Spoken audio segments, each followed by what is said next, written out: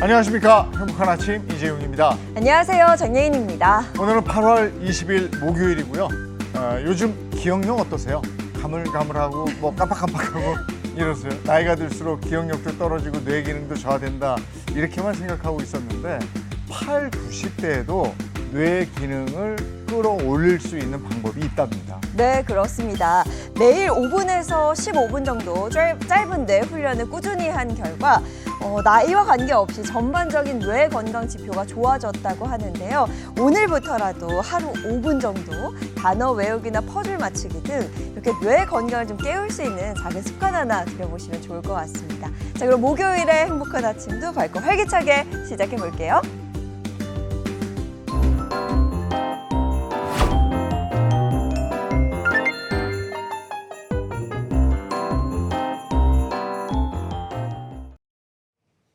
네, 목요일 아침에는 어떤 소식이 들어와 있을까요? 모닝픽부터 시작하겠습니다. 김성환 시사평론가와 함께합니다. 어서 오세요. 네, 안녕하세요. 안녕하세요. 어떤 소식 들어와 있습니까?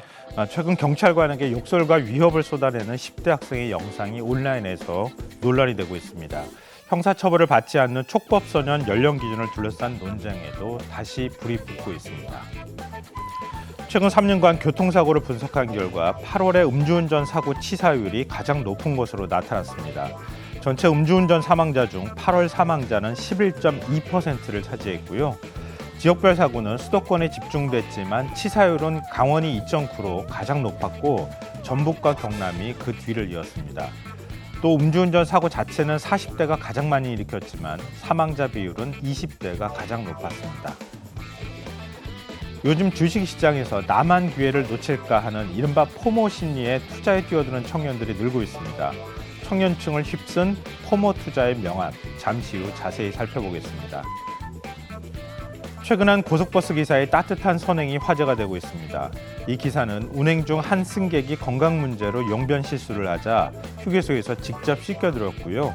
불편한 기색 없이 오염된 좌석을 정리하고 방석을 깔아주는 등 배려를 이어갔습니다. 소식이 알려지자 국토교통부 장관도 버스 기사를 찾아 표창하고 싶다는 뜻을 밝혔습니다.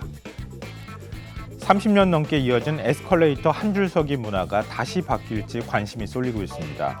정부는 한 줄 서기가 사고와 기기 고장이 원인이 될 수 있다는 지적에 따라 이용 문화를 재검토하기로 했습니다. 네, 오늘도 다양한 소식 들어와 있는데요. 집중적으로 살펴볼 첫 번째 모닝픽 어떤 이야기죠? 혹시 OTT 드라마 참교육 보셨죠? 너무 재밌게 많은 분들이 봤죠. 보셨을 네. 텐데요. 네. 드라마 속에 보면은 촉법소년이 범죄를 저지르고도 막 떳떳해하는 장면이 네. 나와서 많은 분들이 또 놀라기도 하고 그러셨을 텐데요. 이게 드라마 속 장면이 아니라 현실에서도 벌어지는 일이라는 사실을 새삼 확인시켜주는 일이 있었습니다. 최근 온라인에서 어린 학생이 경찰관에게 욕설과 협박을 하는 영상이 퍼지면서 논란이 커지고 있는 상황입니다. 네, 이 학생은요, 체포된 상황을 부끄러워하는 게 아니라 오히려 당당하게 막 경찰에게 욕설하는 장면을 본인이 영상 촬영도 합니다. 저 들어오기 전에 영상을 한번 찾아보고요. 저도 좀 놀랐어요. 예. 너무 좀 심해가지고요. 이게 학생이 직접 자기가 휴대전화로 촬영을 한 건데요. 경찰차 뒷좌석에 앉아서 수갑이 채워진 상태로 휴대폰으로 영상을 찍습니다. 그러면서 경찰관하고 대화를 나누거든요. 이제 그 대화를 나누는 그 가운데 쏟아진 말들이 굉장히 좀 놀랐습니다. 그러니까 경찰관이 나이를 물으니까 2012년생이다. 중2이다 이러면서 XX 뭐 이렇게 욕설을 하는 장면이 나오는데요. 차마 소리를 저희가 다 전해드릴 수 없을 정도로 모든 말에 말끝마다 욕설이 쏟아져 나옵니다. 이 학생은 나이로 보면 지금 제가 중2라고 말씀드렸지만 2012년생이기 때문에 생일을 지나지 않았다면 형법상 촉법소년에 해당할 수 있습니다. 그러니까 촉법소년은 만 10세 이상 14세 미만 범죄를 저질러도 형사 책임을 지지 않는 소년법에 따른 보호 처분을 받는 나이를 말합니다. 저런 거 볼 때마다 저 아이들을 저거 어떻게 하나 싶어요. 네. 촉법이라는 거 알고 드라마에도 나오잖아. 근데 촉법에 어떡할 건데 막 이러잖아요. 근데 이거 도를 넘었어요. 근데 학생들이 잘 모르는 게 있어요. 촉법소년이라고 아무 처벌 안 받는 건 아니에요. 네. 그러니까 가장 심한 경우에는 소년원에 2년 동안 보호 처분을 받도록 돼 있거든요. 그러니까 학생들이 나 범죄 저질러도 나 어떡할 건데 이렇게 얘기하면 큰일 납니다. 그건 아닌데요. 문제는 저지른 범죄의 대가를 제대로 치르느냐 이제 이 부분인데요.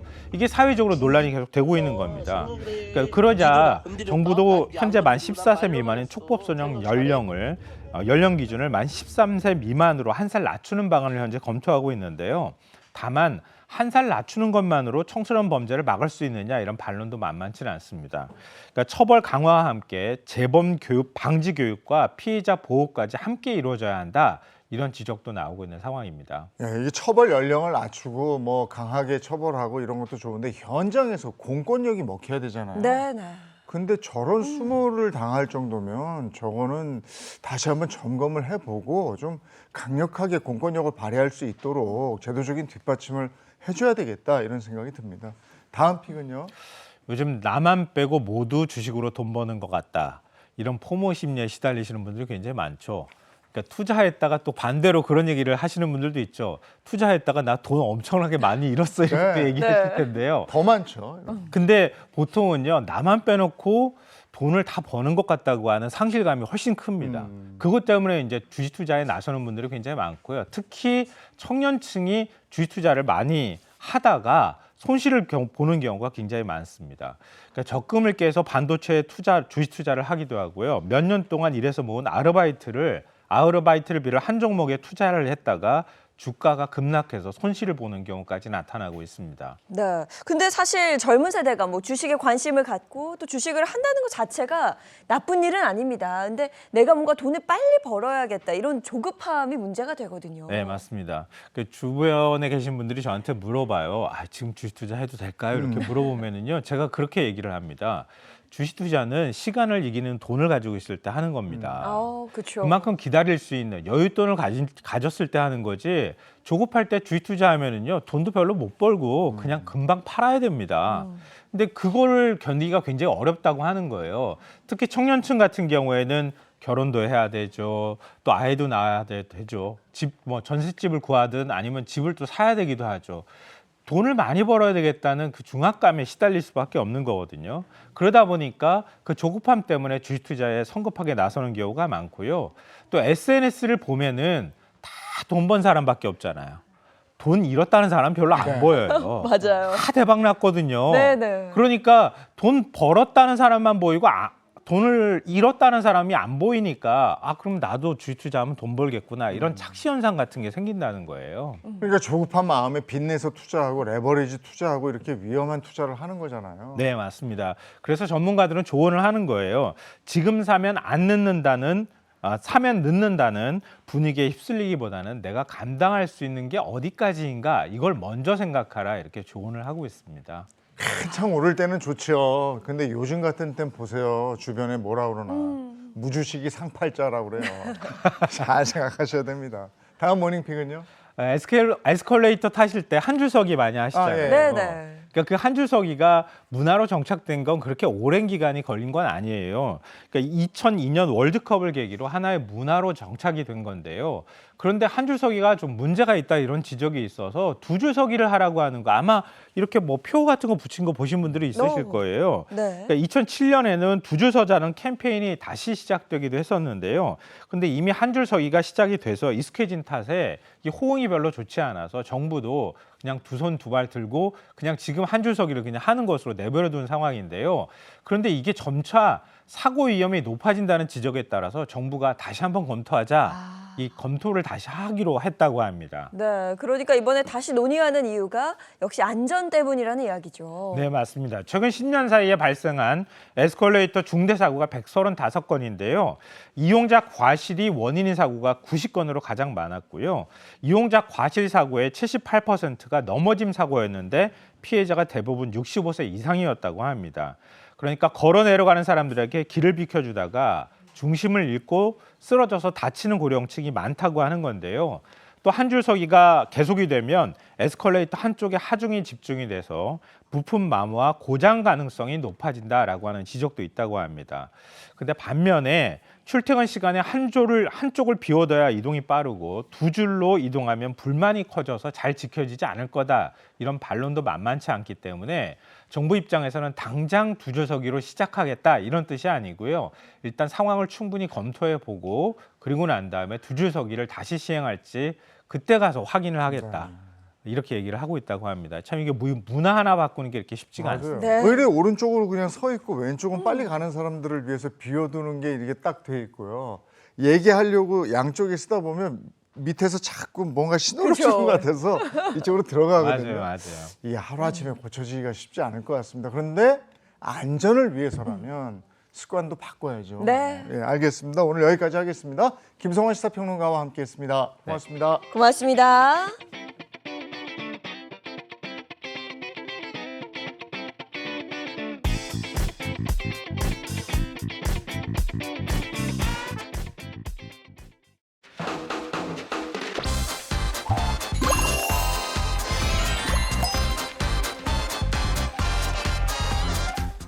최신 기업 소식을 전해드리는 더 핫한 경제 시간입니다.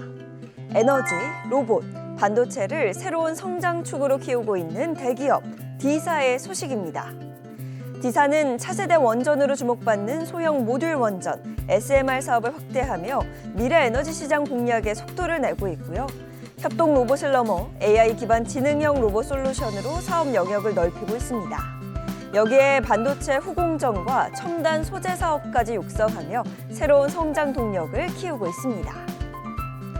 기존 친환경, 전지 소재, 신약에 고부가 스페셜티 사업을 더해 사업 포트폴리오를 재편한 화학기업 L사의 소식입니다.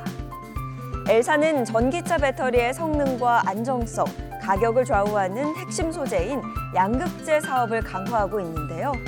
재활용, 바이오 소재, 반도체, 전장용 고기능 소재 사업도 확대하고 있습니다. 이를 통해 미래 성장 사업 규모를 2030년까지 3배로 키운다는 계획입니다.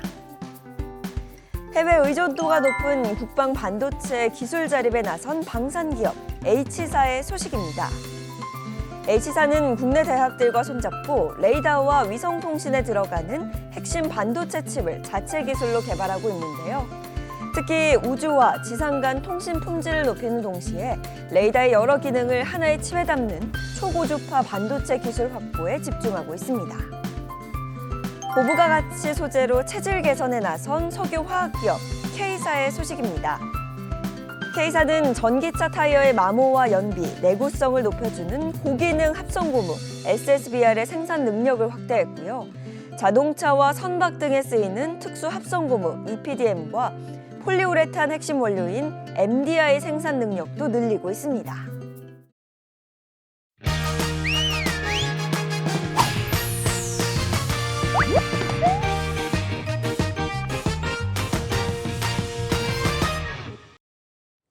네, 이번엔 건강을 한 단계 업그레이드 해보겠습니다. 위클리 건강 픽 시간입니다. 장민욱 신경과 전문의 개그우먼 이희경 씨 함께합니다. 어서 오세요. 행복한 아침.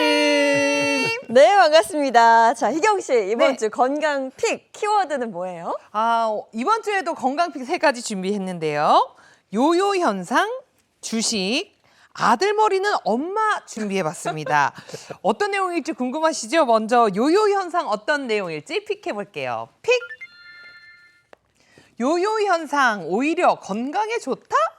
어머 세상에 이렇게 반가운 소식이 정말 네. 다이어터들이 가장 고민하는 게 이 요요거든요. 그렇죠. 근데 제가 또 대한민국의 대표 요요 공주로서 네. 요요가 오면 건강에 안 좋을 것 같아서 고민을 많이 했는데 건강에 좋다니 이게 무슨 말이에요? 좀 의외의 결과죠. 이스라엘에 있는 한 연구진이, 한 대학에 있는 연구진이 10년 동안 300명을 추적 관찰해서 발표한 연구 결과가 있었어요. 네. 올해 세계적인 학회지에 올해 초에 네. 발표된 따끈따끈한 어머 소식인데, 따끈따끈해? 자, 원래 요요가 있으면은 예전의 몸으로 다시 안 돌아가고 더 나빠질 것 같다고 생각을 보통 네. 했죠. 근데 그렇지 않다는 결과였어요. 야, 어머 웬일이야? 근데 한 10년 정도 그렇죠. 연구를 대부분 하면 네. 대부분은 거의 다 돌아왔을 돌아가죠. 거거든요. 네, 맞아요. 실제 이 연구에 참여했던 300여 명 중에서 대부분의 사람이 다시 요요가 왔어요. 그게 사람이야. 사람답다. 그러니까 이분들이 건강한 다이어트를 했거든요, 사실. 네. 그러니까 지중해식 식단을 하면서 건강한 다이어트를 했고 살을 좀 대부분 많이 뺐었다가 네. 10년 동안 쭉 지켜본 결과 나중에 어떻게 변했는지 이제 정확하게 봤는데 네. 특히 복부 지방량 같은 것들도 MRI로 막 다 봤는데 네. 이 복부 지방량이 다이어트를 개선하기 전보다 약 15% 정도 줄었다. 어머. 많이 준 사람은 한 25%까지 줄었거든요. 어머머. 그런 결과가 발표된 거예요. 그러면 선생님 그 말인즉슨 체중계의 숫자는 원래대로 돌아왔는데 네. 내 몸은 아직도 그 다이어트에 좋았던 흔적이 남아있다는 남아 있는 얘기예요? 거죠. 어머. 이분들이 이제 심혈관, 대사, 기억이 남아 있었다. 어머. 다이어트를 할 때 내 몸이 건강했던 그 시절의 기억을 가지고 내 몸이 좋은 방향으로 진화하고 있었다. 이제 이런 식으로 발표를 했는데 사실은 원래는 요요가 생겼다가 다시 이제 지방으로 대체된다 이런 얘기가 많잖아요. 네. 근육은 다 빠지고 지방으로 대체되니까 더 건강하지 않은 몸이라고 생각을 했지만 사실 그때 가졌던 그 건강하게 다이어트를 했던 습관 자체가 이 환자의 복부 내장 지방을 줄이는데 상당히 일조했고 인슐린 저항성을 개선하는 데에도 도움이 됐다 이렇게 했습니다.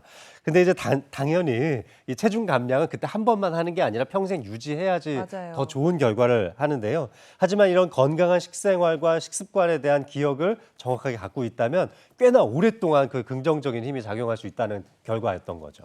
아, 우리가 다이어트 하고 나서 요요가 왔다고 망했어 하지 말고 작심삼일이라도 일단은 건강한 식습관을 계속 유지하는 게 가장 도움이 되겠어요. 그럼요. 네. 알겠습니다. 자, 두 번째 건강 픽 만나볼 텐데요.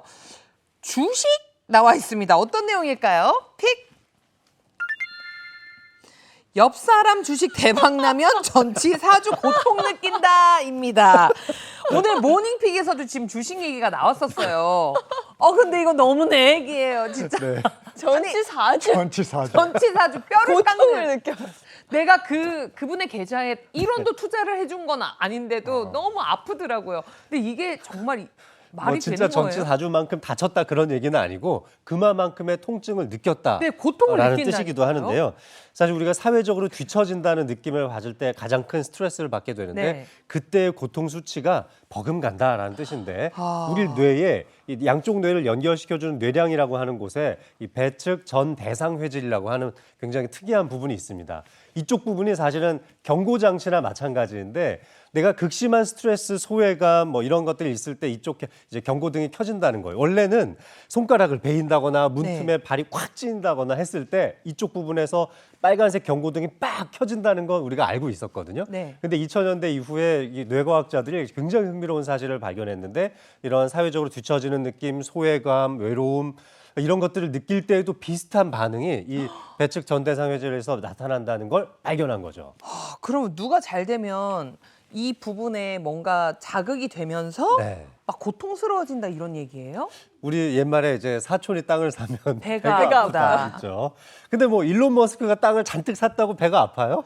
그럼 비교 별로 대상이 안 않죠. 돼요. 먼 나라 얘기지. 그거. 그렇죠. 그러니까 뭐 이 배측 대상회질에 빨간 불이 켜지는 것 자체가 나랑 전혀 거리가 먼 나랑 전혀 상관없는 사람이 이야기일 때는 켜지지가 않아요.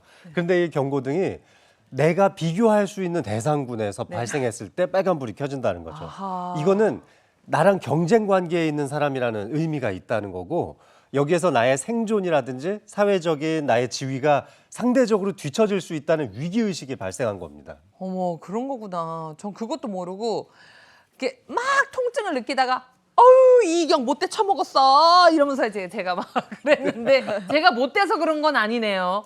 뭐 지인께서 주식 사가지고 대박 났다. 그런데 내가 배가 아프다. 네. 내가 뭘 좀 잘못하고 그래서 한 게 아니라 나의 방어 기전이 자연스럽게 발생한 거다라고 생각하시면 되겠고, 자 이때 이 배측 대상회질에서 빨간불이 켜지면 사실은 실제 배가 아프기도 해서 위궤양으로도 진행할 수 있고 이 교감신경계가 항진되면서 혈압이라든지 맥박이 뛰어오르면서 심혈관 질환 더 나아가서 뇌혈관 질환까지도 발생할 수 있기 때문에 앞으로 만약 이런 소식 듣고 배가 좀 이렇게 아프다 네. 하면은 내 지금 뇌의 이쪽 어떤 특정 부위가 좀 예민하게 반응하고 있구나. 내가 잘못한 건 아니야. 그래도 내 건강 챙기려면 최고의 우량주는 주식이 아니라 나의 휴식 그리고 어. 또 나의 뇌 건강이다라는 생각 좀 해보시면 좋겠습니다. 지금 방금 해주신 말씀이 네. 하나도 안 와닿아요. 나는 아직도 그냥 정상이라는 거지, 내 몸이. 아, 그렇죠. 내 네. 몸이 정상회로다 이런 그렇죠. 생각이 들면서 네. 그래요. 남의 우량주 너무 우리 부러워하지 말자고요. 네, 좋습니다. 마지막 건강픽 만나볼게요. 아들 머리는 엄마라고 나와 있는데 어떤 내용일까요? 픽! 아들 머리는 엄마 닮고 딸 성격은 아빠 닮는다라고 나와 있습니다. 아니 이런 얘기 실제로 들어본 적이 있어요. 근데 아들은 이게 엄마 머리 닮는다 이런 말이죠. 정말 그럴까 싶긴 한데 그래요? 근데 나름 배경이 좀 있습니다. 이게 남자의 성 유전자는 XY로 구성되어 있죠. 여자는 XX고요. 그래서 남자에게만 Y라는 유전자가 존재를 하는데 그런데 남녀 모두에게 사실 이 지능이나 인지력은 생존에 있어서 아주 오랜 시절부터 이 중요한 부분이었거든요. 네. 그래서 이 인지력과 관련된 이 유전자들이 X 염색체 쪽에 조금 더 많이 몰려 있다는 이 유전학적 가설이 있었어요. 그래요? 그럼 사실 이제 저도 지금 임신 중이잖아요. 네. 제 뱃속에 아들이 좀 크고 있거든요. 그렇군요. 그럼 지금 우리 아들이 나와가지고 공부를 못한다. 네. 그럼 이거 지금 다 제 잘못이란 얘기예요? 그런데 이제 뭐 XY만 따지면은 네. Y보다는 X 염색체에 조금 더 많이 있는 게 사실이에요. Y 염색체 한 100여 개, X 염색체 한 1000여 개 정도 있으니까. 그렇지만 우리의 인지력을 구성하는 인지 능력이나 뇌 발달에 관련하는 건 이 성 염색체만 관련하는 게 아니라 네. 22쌍의 다른 상 염색체에서 훨씬 더 많이 관여를 하거든요. 엄마 혼자서 만드는 게 아니고 그렇죠. 네, 인지력은 굉장히 많은 유전자들의 복합적인 마치 오케스트라가 연주하듯이 그쵸. 나오는 결과물이라서 엄마 혼자 지휘했다고 생각하면 안 됩니다. 아. 뿐만 아니라 이런 좋은 유전자를 가지고 있다 하더라도 후천적으로 어떤 교감적인 부분에 있어서 성격적으로 얼마나 잘 아이가 양육되어 왔는지 뭐 독서라든지 정서 함유 과정 같은 것들이 훨씬 더 많이 영향을 미친다고 알려져 있으니까 너무 그렇게 생각하실 필요 없습니다. 정말 그나마 다행이네요. 그러면 딸의 성격은 아빠 닮는다. 이것도 뭐 근거가 있는 말이에요? 이 기질적인 성격과 네. 기질적인 부분에서도 약 40% 정도의 유전적 기질이 있다고 알려져 있기도 하지만 이렇게 엄마, 아빠 양쪽에서 다 유전자가 내려오고 또 유전자 말고도 평상시에 부모님이 쓰시는 말투, 네. 또 부모님 사이에서 갈등을 해결하는 방식 뭐 이런 것들을 보고 행동 방식이 바뀌는 거니까 유전자의 역할은 40%, 우리의 교육이 60% 이렇게 생각하시면 좋겠습니다. 유전자 40%. 네. 그러니까 어떻게 잘하느냐가 결국은 가장 중요하다라는 말씀 네. 기억해 보겠습니다. 네. 네, 지금까지 위클리 건강 픽이었습니다.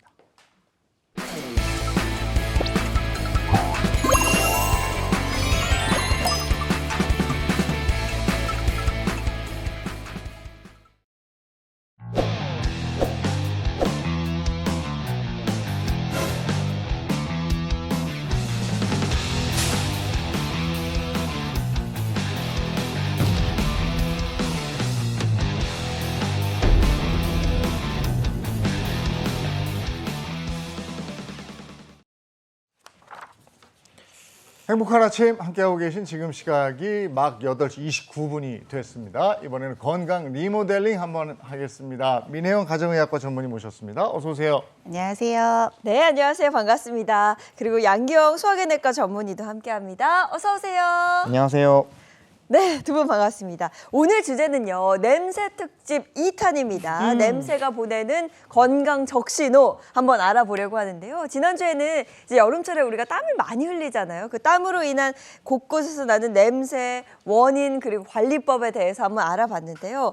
근데 다들 공감하실 거예요. 잘 씻고 관리를 해도 냄새가 나는 경우가 있단 말이죠. 맞아요. 계속 이게 난다면 우리 몸이 보내는 건강 적신호일 수도 있다. 이런 이야기입니다. 맞아요. 우리 몸에서 나는 냄새는 생각보다 굉장히 다양한 이유로 달라질 수 있거든요. 가장 자연스러운 변화는 나이가 들면서 호르몬도 변하게 되고 신체 변화 때문에 조금씩 체취가 바뀌거나 진해질 수 있죠. 그런데 이런 게 아니더라도 내가 평소에는 나지 않았던 냄새가 갑자기 난다거나 또는 유독 심해진 냄새가 하루 이틀이 아니라 오래 지속이 된다면 된다면 우리가 생각지 못한 다른 몸의 변화 때문일 수도 있어서 이때는 나의 몸의 변화를 좀 관찰을 해보는 것이 중요합니다. 그래서 오늘은 이렇게 무심코 지나치기 쉬운 냄새가 우리 몸에 어떤 건강 신호가 될 수 있는지 자세히 알아보도록 할게요. 네, 먼저 나이에 따라 달라지는 체취와 건강에 대해서 알아보도록 하겠습니다. 정말 나이에 따라서 우리 몸의 냄새가 달라지는 거예요. 예, 사람들은 전부 다 자기의 고유한 그런 체취를 가지고 있죠. 그런데 이 체취라고 하는 것이 질환뿐만 아니라 나이와 호르몬에 따라서도 영향을 받게 됩니다. 이 체취는 크게 이 몸 냄새가 달라지는 시기는 크게 사춘기, 갱년기 그리고 노년기로 이렇게 나눠서 살펴볼 수가 있겠는데요. 야, 진짜 사춘기 때 중학교 1, 2학년 때 저는 그래 발 냄새가 많이 났어요. 왜 그럴까 그 도대체? 친구 집에 가면 민망해가지고. 그 정도로. 그리고 좀 뛰고 애들 방에 들어가면 이게 총각 냄새라고. 맞아요. 그 냄새 그런 있어요. 냄새들이 막 있다고. 그렇죠. 이게 아무래도 사춘기 하면은 또 모든 몸의 변화가 있는 네. 시기다 보니까 역시 마찬가지로 이런 그 여러 가지 변화의 체취도 역시 변화를 일으키게 되는데 사춘기가 되면 이제 성 호르몬이 이제 발달하면서 네. 아포크린 땀샘이라고 하는 것들이 좀 발달하고 또 피지 분비도 굉장히 왕성해지게 됩니다. 자, 이렇게 그런 부위들 중에서 특히 이 겨드랑이 부위 이런 부분들은 이 방금 말씀드린 이 아포크린 땀샘이 굉장히 많고요. 거기서 만들어지는 그런 분비물들을 이 피부에 원래 있는 세균들이 분해를 하면서 냄새 물질들이 많이 유발이 되게 되고 그 냄새 물질이 바로 이제 밖에서 많이 이제 분포를 하면서 성인보다는 좀 냄새가 많이 나는 그런 시기가 되겠습니다. 그래서 그런지 우리 아기 냄새는 너무 좋잖아요. 좋아요. 분유 냄새라고 해서 막 이렇게 맡게 되는데 사춘기 때 되면 정말 총각 냄새, 땀 냄새 왜 그런지 진짜 이해가 안 됐었는데 그래서 그런가 봐요. 그 체육하고 나면 선생님들 야 창문 열어. 막 맞아. 아유 못 쓰겠다 못 쓰겠어. 근데 저도 주변에 아는 언니들이 더 이상 이제 내 애기한테 애기 냄새가 안 나서 다시 애기를 하나 가질까 생각한다라는 얘기를 들은 적이 있었는데 이게 그냥 기분 탓이 아닌 게요. 실제로 찾아보니까 근거가 되는 논문이 있더라고요. 2024년도에 독일의 연구진이 영유아와 사춘기 이후의 청소년의 겨드랑이 체취를 비교를 해봤다고 해요. 그런데 이 청소년에게서는 영유아 때는 발견이 되지 않았던 특정 이 냄새가 발견이 됐는데 이게 특정 스테로이드 계열의 냄새 물질로 확인이 됐어요. 이 냄새가 약간 치즈나 소변, 백단향, 염소가 풍기는 냄새로 묘사가 되는데 산뜻한 냄새는 아니겠죠. 반면에 유아들은 꽃냄새나 또는 비누향으로 묘사가 되는 좀 더 산뜻하고 달콤한 향을 풍겼다고 합니다. 그래서 결국 사춘기 때 이런 특정 체취가 강해지는 건 어떻게 보면 호르몬 변화로 인한 좀 더 자연스러운 변화일 수밖에 없는 거죠. 아니 그래서 결국엔 부모님들이 제발 좀 씻어라. 하루 아침 저녁으로 좀 씻어라. 이 얘기를 할 수밖에 없는데요. 이 사춘기의 냄새 이거 어떻게 관리해야 될까요? 일단 뭐 잘 씻어야겠죠. 잘 씻고 그리고 진짜 중요한 게 잘 말려야 해요. 아 이 맞아요. 체육 시간에 이제 좀 격렬한 운동하고 나서 땀이 진짜 많이 날 텐데 이때 충분히 씻어주고 속옷도 좀 뽀송뽀송하게 새 것으로 갈아서 입는 게 좋겠습니다. 근데 만약에 지나치게 땀이 많다거나 아니면 좀 지나치게 냄새가 많이 난다. 열심히 씻는 것 같은데도 그렇다면 너무 아이를 나무랄 게 아니라 혹시 액취증이나 다한증이 있는 건 아닌지 이 건강도 한번 살펴볼 필요가 있다는 거죠. 네. 우리가 사춘기 때 얘기를 했지만 사춘기 못지않게 그 갱년기가 되면서도 땀 냄새가 좀 심해졌다고 하시는 분들 많으시거든요. 근데 이것도 그러면 호르몬 문제인지 궁금해요. 그렇죠. 갱년기 하면은 이제 특히 여성분들, 여성 호르몬이 이제 떨어지는 에스트로겐이 떨어지는 그런 시기인데 에스트로겐 굉장히 많은 역할을 하고 있잖아요. 그 중에 하나가 또 이제 체온 조절을 하는 그런 역할인데 그게 떨어지다 보니까 뭐 갑작스러운 발한 또는 이 야간 발한 이런 것들이 나타날 수가 있습니다. 이렇게 땀이 많아지고 피부의 환경이 달라지면서 평소보다 체취가 굉장히 강하게 느껴질 수가 있습니다. 그러니까 어떤 갱년기만의 특별한 냄새가 있다기보다는 이 땀이 많아지면서 체취가 더 강하게 느껴질 수 있는 거다 이렇게 생각하시면 되겠습니다. 그리고 나이가 들수록 또 하나 이제 걱정하는 게 내 몸에서 냄새가 날까봐 그래서 다른 사람들이 좀 느낄까봐 그쵸, 네. 그래서 걱정이 되는데 나이 들수록 이런 냄새들은 왜 생기는 거예요? 이 나이가 들면 우리 피부 안에 있는 성분도 좀 바뀌게 되거든요. 특히 이 안에 있는 지방 성분이 바뀌기 때문에 그럽니다. 사실 우리가 피부에서 지방 성분이 밖에 공기와 닿으면서 산화가 되는 과정에서 여러 가지 냄새를 풍길 수 있는데 대표적인 게 투노네날이라고 하는 성분이에요. 근데 이 성분이 좀 기름지면서도 약간 풀 비린내 같은 약간의 비릿한 향이 나거든요. 이 성분이 나이가 들면서 좀 더 증가를 하니까 이전에는 없었던 좀 더 약간 풀 비린내 같은 조금 기름진 냄새를 더 많이 풍길 수밖에 없는 거죠. 근데 이제 그러면 나이 들면 다 이런 냄새가 나는 거야? 라고 걱정하실 필요는 없는 게 사실 누구나 다 이렇게 똑같은 냄새가 나는 건 아니고요. 이 개개인의 피부 상태나 또 생활 습관, 위생 관리 같은 것 것들에 따라서 당연히 냄새가 나는 정도는 다 차이가 납니다. 그러면 나이가 들면서 몸에서 냄새가 좀 달라졌다면 이게 다 호르몬 때문이구나. 이렇게 생각하고 넘기면 되는 건가요? 근데 다 그렇게 넘길 수는 없고요. 예를 들면은 파킨슨병과 관련한 냄새에 대한 연구가 있었어요. 영국에 있었던 조이 밀런이라는 여성이 있었는데 자기 남편이 30대 초반에 이 냄새가 좀 변했다는 걸 안 거예요. 그래서 이제 의사들한테 얘기를 했는데 별로 이제 시덥지 않게 반응을 한 거죠. 근데 실제로 이 남편이 나중에 10년 정도 지난 뒤에 실제 파킨슨병이 걸린 겁니다. 그리고 파킨슨병 환자들 환우회에 나가봤는데 다 그런 냄새가 난다는 걸 이 여자가 알았는데 이 여자가 지금 후각이 굉장히 예민했던 여자였거든요. 그래서 실제로 이 연구를 기반으로 해서 최근까지도 이 냄새를 이용해서 파킨슨병을 조기에 진단할 수 있지 않을까. 이 특유의 머스크 향이 좀 난다고 하는데 그런 냄새를 이용한 이 다양한 연구들도 지금 진행이 되고 있습니다. 네, 이 부부가 나이가 들수록 좀 같이 가까이 있어야 냄새도 좀 맡고 이러는데 자꾸 가까워 쓰고 냄새를 못 맡아요. 근데 평소에 이 냄새 때문에 관리하고 이럴 때 뭐 어떻게 피해야 될 행동 이런 건 뭐가 있습니까? 있죠. 자, 제가 재밌게 퀴즈를 한번 준비를 해봤거든요. 지금 제가 알려드리는 세 명의 이 채취 관리 중에서 잘못된 관리를 하고 있는 사람은 누굴지 한번 맞춰보세요. 네. 한 명씩 넘버링 드릴게요. 첫 번째는 떼수건으로 온몸을 박박 미는 희경. 깔끔해. 네, 또 깨끗한데? 뜨거운 물로 1시간씩 샤워하는 예인. 이게 좋죠. 자, 마지막으로 깔끔해. 귀찮다고 물만 대충 뿌리는 재용. 이거 너무 대박이다. 이 무조건 제용이죠. 이거 무조건 제용입니다. 이게 지난번처럼 다 한 것 같아. 오. 아니? 아니 박박 밀어. 그리고 살살 밀어야 돼요. 그리고 박박. 뜨거운 물로 물로. 1시간? 야, 이거는 수도값도 아까워. 이게 설마 다예요, 정말? 예, 조금 어이없다는 듯이 웃었지만 사실 정답은 세 명 모두가 맞아요. 진짜예요? 예, 이유는 조금 다르니까 좀 설명을 드릴게요. 일단 떼수건으로 이렇게 몸을 좀 박박 밀면 땀이나 피지 같은 것도 잘 씻겨나서 냄새도 덜 날 것 같고 실제로 그렇게 하는 분들 굉장히 많으시잖아요. 네. 근데 의사들은 대부분 떼수건 사용하지 말라고 얘기를 합니다. 왜냐하면 우리 피부는 방어를 하는 기관이에요. 그중에서도 가장 바깥에는 외부에 있는 자극으로부터 우리 피부를 보호해주는 피부 장벽이 있는데 이게 생각보다 약해요. 떼수건으로 박박 문지르면 이 장벽이 완전히 무너져 버리게 되기 때문에 피부가 오히려 더 건조해지게 되고요. 또 피부에 대한 건조증이나 피부염도 유발을 할 수가 있거든요. 그래서 가급적이면 거친 타월 같은 거 쓰지 마시고요. 아주 부드러운 스펀지나 차라리 손으로 하시는 게 낫습니다. 근데 저는 좀 억울해요. 이게 열심히 일하고 뜨거운 물에 1시간 샤워하면 그래. 좋거든요. 너무 깔끔해 보이잖아요. 그거 좀 깨끗하고. 잠깐만 하세요.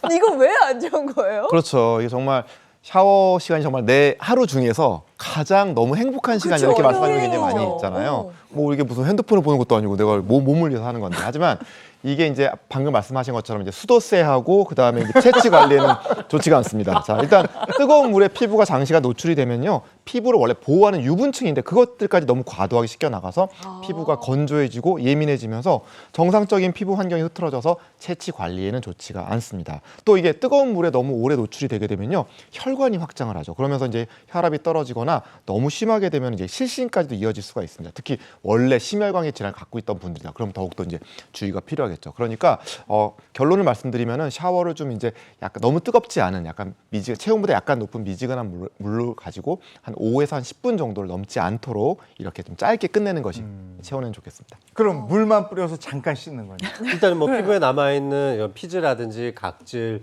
또 이상한 냄새를 만들어내는 세균까지는 물로만 씻는 걸로는 지워지지가 않죠. 그래서 조금 더 꼼꼼하게 닦아주시는 게 좋겠습니다. 네. 근데 저는 이제 샤워할 때 20대, 30대까지는 귀 뒤를 닦아본 적이 없어요. 근데 이제 제가 40대에 이제 접어들기 시작하면서 나이가 점점 들면 들수록 귀 뒤를 잘 닦아야 이게 좀 노인 냄새라 그러나 그런 게 없다고 얘기를 네. 들어서 진짜 박박 닦거든요. 네. 그러면 혹시 이런 것처럼 좀 특히 신경 써서 닦아야 될 부위가 있나요?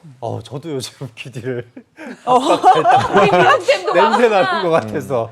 근데 이제 많이 나는 데가 두피하고요. 네. 그다음에 이제 앞가슴 위쪽 부분 이런 데 이제 땀이 많이 나잖아요. 그다음에 등도 이제 양쪽 날개뼈 옆에 그 가운데에 약간 위쪽 등 쪽 이쪽에서 많이 나고 방금 얘기했던 귀 뒤라든지 목 뒤에 이런 데에 피지선이 발달되어 있기 때문에 이쪽을 조금 더 꼼꼼하게 닦아주시는 게 좋습니다. 이뿐만 아니라 이 땀과 피지 치즈샘에서 나오는 노네날이라고 하는 성분이 있는데 이게 옷이라든지 속옷이라든지 베갯잎이라든지 아니면 침구 같은 데 묻어서 오랫동안 그 채취를 좀 풍길 가능성이 있어서 이런 것들도 자주 좀 빨아주시면 좋겠습니다. 네, 자 우리 몸에서 날 수 있는 냄새, 그 채취 관리법까지 알아봤고요. 자, 그럼 냄새가 어디서 어떻게 나면 이게 건강 이상 신호인지도 알아보도록 하겠습니다. 먼저 첫 번째부터 살펴볼까요?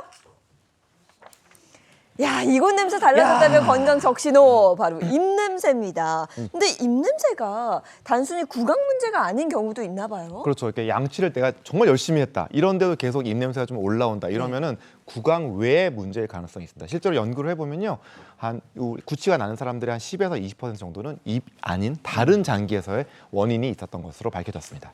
그러면 선생님, 입냄새만 맡아봐도 내가 지금 어디가 안 좋은지 알 수 있는 거예요? 뭐 맞습니다. 일단 입안에서 달걀 썩는 냄새가 난다. 그럼 코 주변 비염이나 부비동 쪽에 강한 염증이 있을 가능성이 많고 이런 이제 목 뒤로 이렇게 쭉 콧물이 넘어가는 걸 후비루라고 하잖아요. 이 후비루가 생기면 세균이 여기서 증식하면서 이런 불편한 냄새가 날 수가 있는데 특히 이 세균이 황화물과 같은 이 물질을 만들어내기 때문에 달걀 썩는 것 같은 냄새가 난다는 겁니다. 네, 이게 코가 계속 뒤로 넘어가고 이러면 더 신경 쓰이고 이런데 그럼 자꾸 양치를 해도 음식물 냄새가 자꾸 난다 이런 건 뭐예요? 네, 입안에서 계속 음식물이 좀 오래 묵은 것 같은 냄새가 난다면 편도결석을 의심을 해보시면 좋을 것 같아요. 편도결석이 생각보다 심한 입냄새를 만드는 대표적인 원인 중에 하나거든요. 편도에 있는 작은 홈에 음식물의 찌꺼기나 세균 같은 것들이 뭉쳐서 약간 쌀알 정도 크기의 노란 알갱이로 뭉쳐 있는 건데요. 이게 음식물이 굉장히 오래 묵은 것 같은 되게 묘한 불쾌한 입냄새를 만들게 됩니다.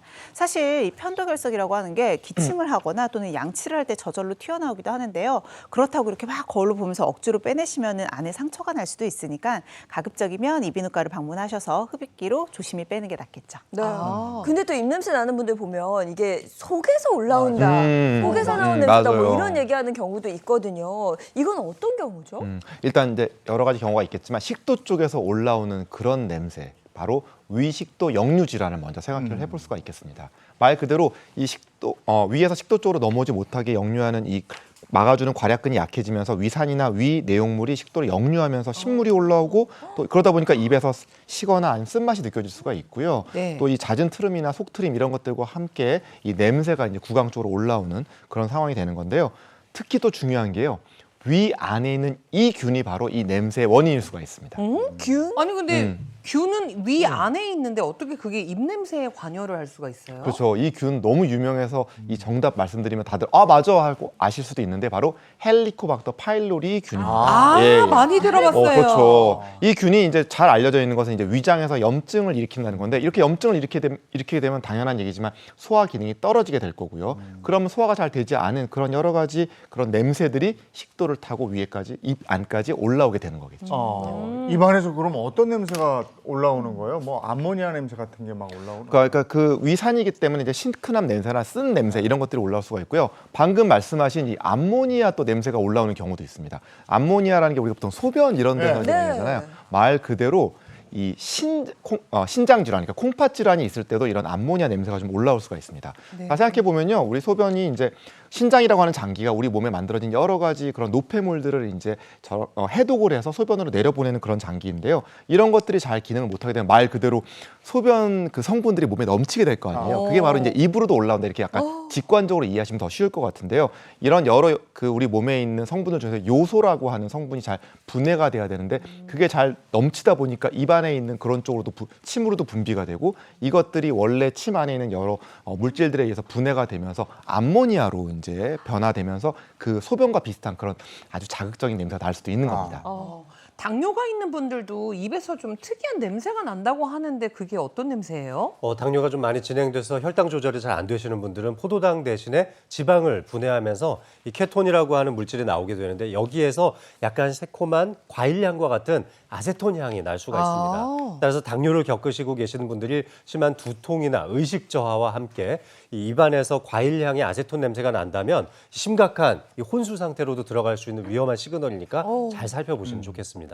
그리고 방귀 냄새가 독할 때도 어떤 질환을 의심해 봐야 된다 이러던데 그건 뭡니까? 굉장히 중요한 팁인데요. 이제 췌장을 먼저 의심을 해야 됩니다. 아. 자, 췌장이라고 하는 장기는요, 물론 이제 우리 잘 알려져 있는 거는 당뇨를 막아주는 인슐린을 분비하는 내분비 장기의 역할을 하지만 또 외분비 질환, 그러니까는 우리가 먹은 음식들 그런 것들이 다 이제 탄수화물, 단백질, 지방이잖아요. 이것들을 분해해서 우리 몸에 필요한 것을 하는 소화 효소를 만들어냅니다. 그런데 만약에 만성 췌장염과 같은 질환으로 이 췌장에서 소화 효소를 만드는 게 굉장히 많이 줄어들게 되면 여러 성분들, 특히 지방 성분 이것들이 소화되지 않은 상태로 대장으로 내려가게 됩니다. 그러면 이것들을 대장에 있는 대장균들이 이제 분해를 하게 되는데 그 과정에서 황화수소와 같은 굉장히 자극적인 냄새가 나는 그런 물질들이 이제 더 많이 만들어지게 되는 거죠. 그러다 보면 이제 아무래도 방귀 냄새가 굉장히 지독해지게 되고요. 아까 말씀드렸듯이 지방이 굉장히 중요하다 보니까 지방이 다 분해가 되지 않아가지고 뭐 변에 지방기가 뜬다든지 아니면은 뭐 심한 냄새가 유독 심한 대변을 본다. 이럴 때는 이제 췌장의 질환을 좀 먼저 의심해 볼 수가 있겠죠. 우리 친구가 방귀 냄새 너무 지독하면 야, 너 장 안 좋은 거 아니야? 이런 말 많이 하시잖아요. 네. 실제로 장 건강을 좀 체크해 볼 필요는 있습니다. 왜냐하면 크론병이나 궤양성 대장염 같이 이제 염증성 장 질환이 있는 경우도 장내 미생물의 환경이 바뀌게 되고 소화 흡수에도 변화가 생기면서 유독 이런 가스나 냄새, 대변 냄새가 더 심해질 수도 있거든요. 그래서 내가 냄새가 좀 심해지면서 설사나 혈변, 복통 같은 증상이 있다라고 할 때도 한 번쯤 의심해 보시면 좋겠죠. 냄새가 심한데 혈변까지 본다면 내가 달걀을 먹었나 이렇게만 생각할 건 아니라는 거네요. 네, 맞습니다. 또 요즘 소장 세균 과증식 SIBO라고 하는 것들도 이제 많이 알려져 있는데요. 원래 소장에는 세균이 이렇게 많이 살지 않아요. 그런데 소장에서 세균이 과하게 증식하게 되면 여기서 이 발효시키면서 가스도 많이 만들어지고 방귀도 자주 나오게 되죠. 그래서 평소와 좀 다르게 복부팽만이 좀 심하게 유지가 된다거나 복통이나 설사가 자주 동반된다면 혹시 소장 세균 과증식은 아닌지 검사를 해볼 필요가 있겠습니다. 그리고 또 변비 있으면 방귀 냄새 지독하다 뭐 이런 말 있잖아요. 예, 그렇죠. 변비라는 것 자체가 장에 변이 오래 머무르는 거니까 그러다 보면 그 장내의 어떤 일단 세균들이 계속 발효, 부패, 분해 이런 것들을 하면서 평소보다 냄새도 많이 나고 가스가 많이 차는 그런 느낌이 느껴질 수가 있죠. 네. 아니 냄새로 이렇게 환자를 구분할 수도 있습니까? 네, 그렇죠. 예를 들면 암 환자 같은 경우도 개의 후각 연구를 통해서 미리 좀 조기에 발견한 연구도 최근 좀 나오고 있으니까 건강 관리의 냄새도 잘 살펴보시면 좋겠습니다. 그렇군요. 네. 네, 오늘은 냄새와 질병에 대해서 알아봤습니다. 고맙습니다. 고맙습니다. 후덥지근해요. 네. 그리고 오늘 낮에도 곳에 따라서 또 소나기 예보가 있기 때문에 우산 하나 가지고 나가셔야 되겠네요. 네, 맞습니다. 급변하는 기상 정보 잘 확인하시고요. 저희는 다음 주 월요일 아침 8시에 돌아오겠습니다. 행복한 아침, 행복한 하루 되십시오. 고맙습니다. 고맙습니다. 즐거운 밤의 세상 Save next Channel A